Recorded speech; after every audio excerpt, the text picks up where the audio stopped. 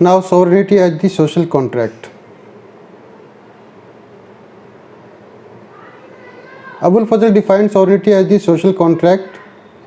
The emperor protects the four essence of the subject, namely, means the people who used to be ruled by the Mughal ruler, they used to ensure the safety of these four things. First is life, that life should be saved by the ruler. No, there should be no threat to his subject to be killed. So that was ensured by the Mughal ruler. Second, his property was kept safe by the Mughal ruler. Third was the namas, that is the honor. So honor or dignity of everybody should be protected by the Mughal ruler. And the faith, the religion which he is following, that also was protected by the Mughal ruler.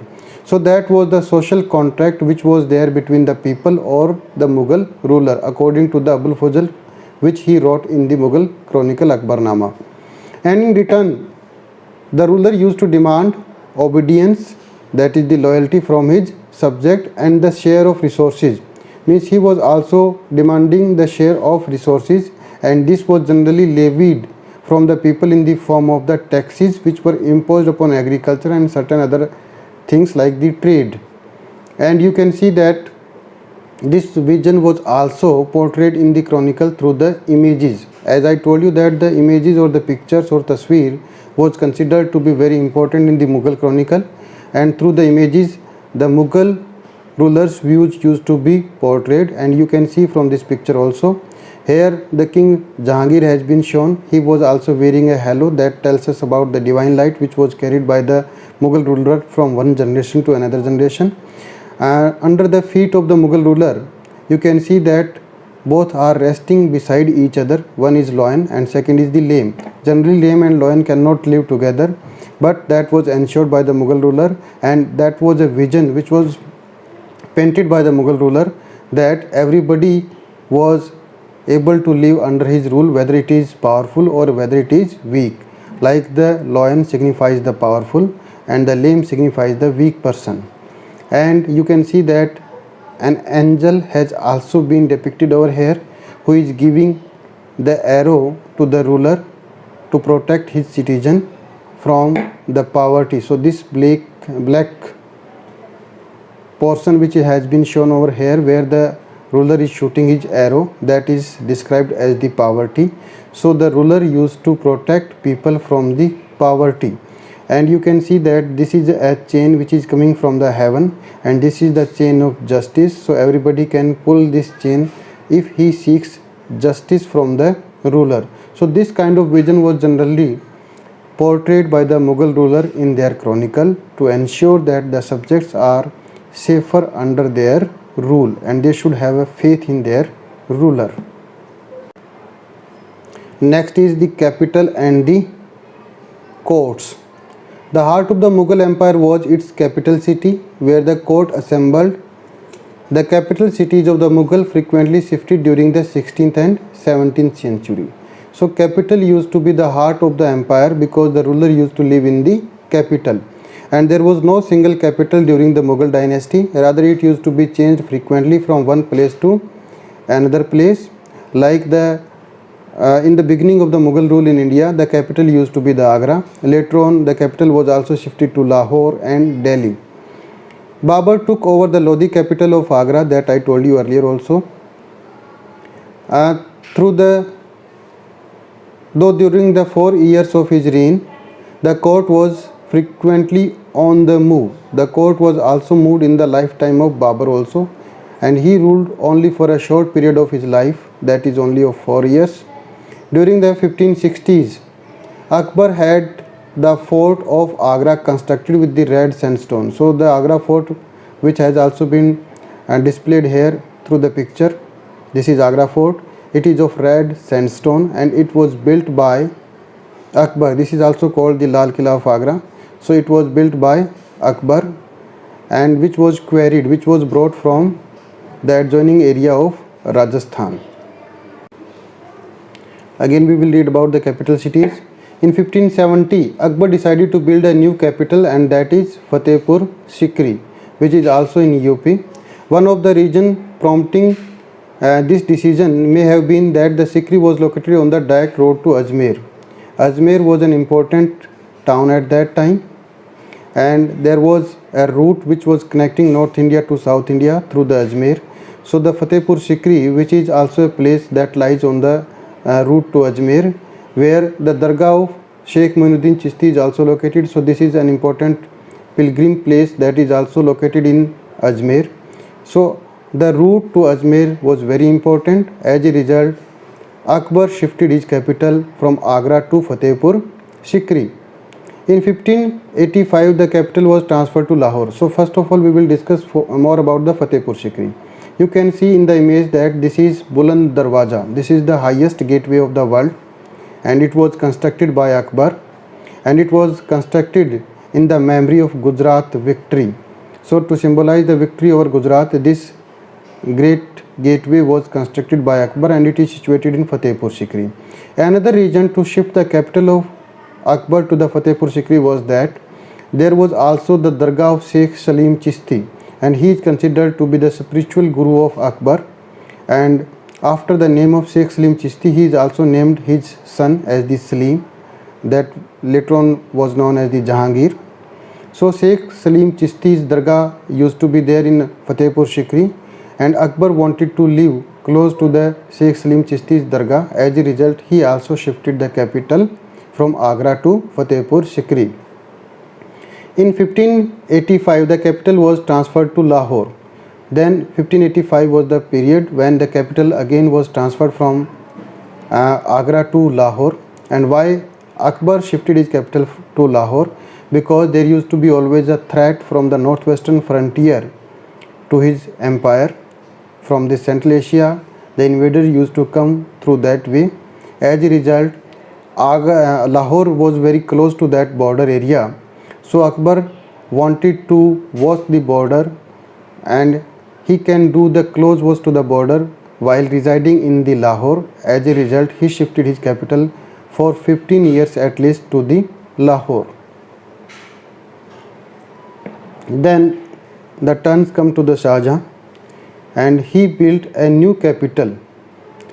So Shah Jahan pursued the sound fiscal policies. He accumulated a lot of wealth, and he was having enough money that he could construct a new capital for himself, and he was also having the passion for building, and he used to make beautiful buildings. As a result, this passion led him to establish a new capital, and in 1648 the court, army and household moved from Agra to newly completed imperial capital that is called Shahjahanabad. And this Shahjahanabad lies in the present day in Delhi, the Red Fort area. You can see that this is the image of Mughal Delhi or Shahjahanabad, and this is the Red Fort area. You can see from here, this is Chandni Chowk area. It used to be a famous market at that time. In front of the Lal Killa, there used to be the Masjid-e-Jami, or we can say it Jama Masjid.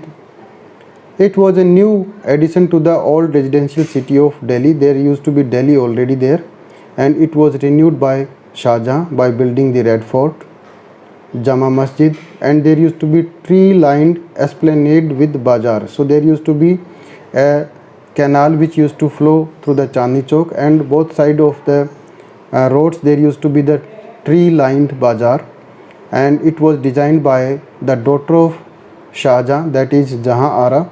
So that kind of capital was built by Shah Jahan, and later on he shifted his capital from Agra to Delhi. So this was the fourth capital which was shifted by the ruler of Mughal India. So this is the display of Mughal court.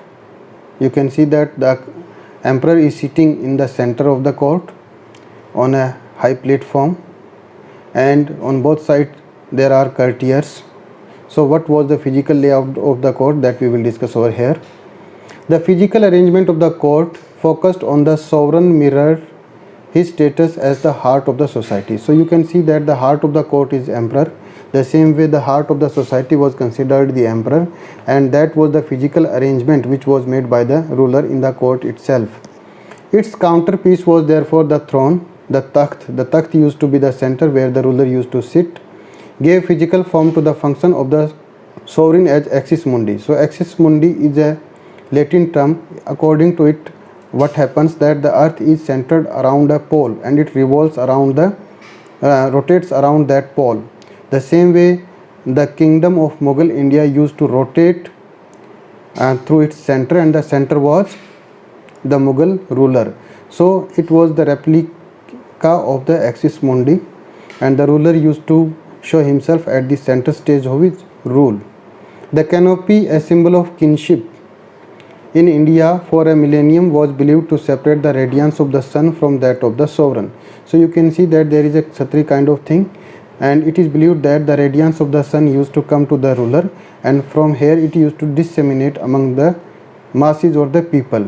The same way the divine light used to come to the ruler, and from him it used to disseminate among his subjects. So that was the concept which was also displayed in the picture, as well as which was also written in the chronicles. In court, status was determined by the spatial proximity.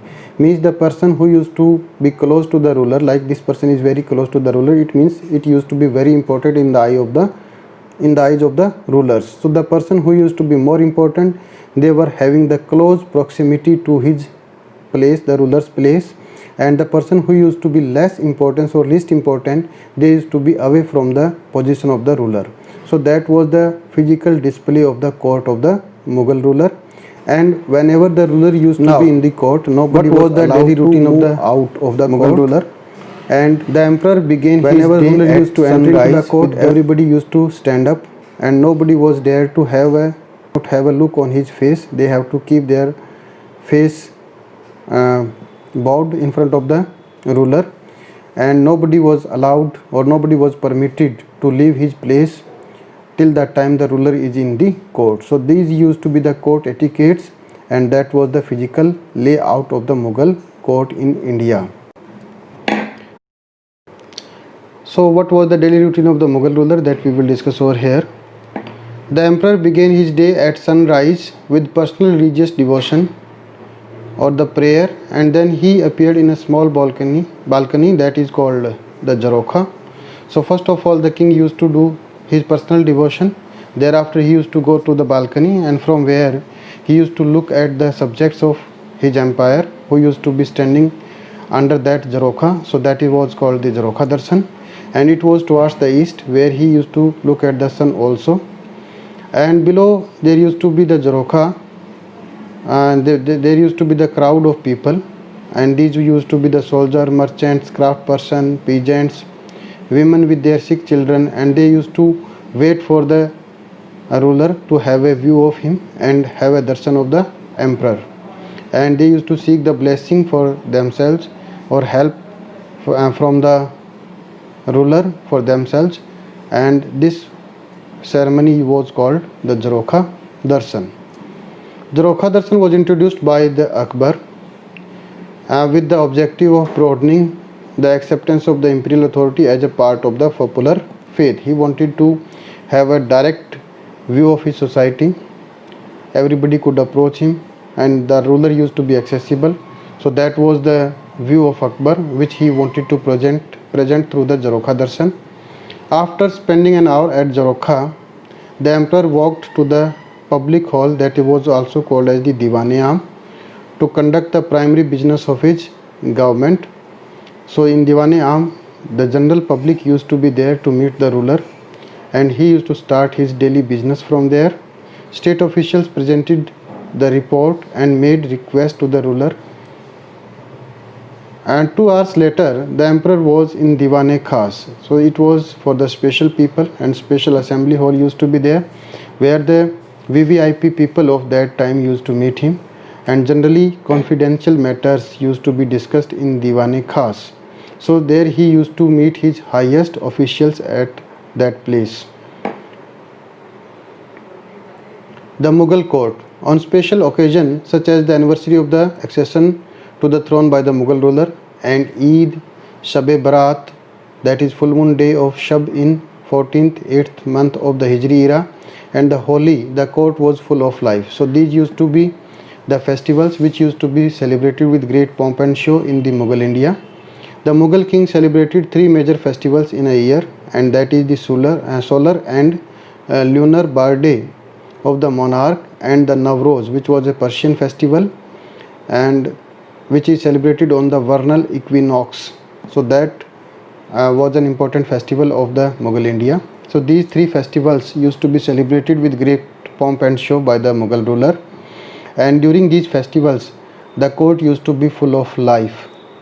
On his birthday the monarch was weighed against various commodities which were then distributed in the charity. So he was weighed against the coins and gold and silver, and these precious things used to be distributed among the people after he was weighed on his birthday, and it was distributed as the charity. So that was the common practice which was generally adopted by the Mughal rulers in India.